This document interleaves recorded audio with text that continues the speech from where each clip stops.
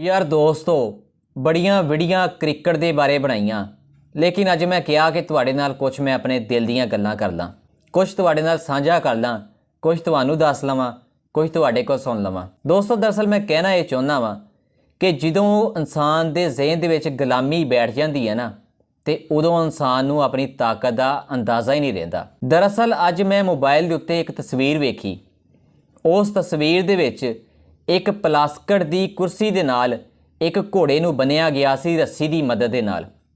जो मैं वो तस्वीर वेखी तो मैनू काफ़ी ज़्यादा हैरानगी हुई। घोड़े नूं मैं वेख्या कि वह बन्निया बैठा पिया वा लेकिन घोड़े नूं अपनी ताकत का अंदाज़ा ही नहीं रहा क्योंकि घोड़ा तो समझदा वा कि मैं हुण बन्निया पिया वा। हालांकि वह तो एक प्लास्टिक की कुर्सी के नाल बन्निया वा जिहदा कोई वजन नहीं है जिन्हों घोड़ा एवं खिंच सकता वा। लेकिन घोड़े के ज़हन दे विच ये गल बैठ गई आ कि मैं हुण बन्निया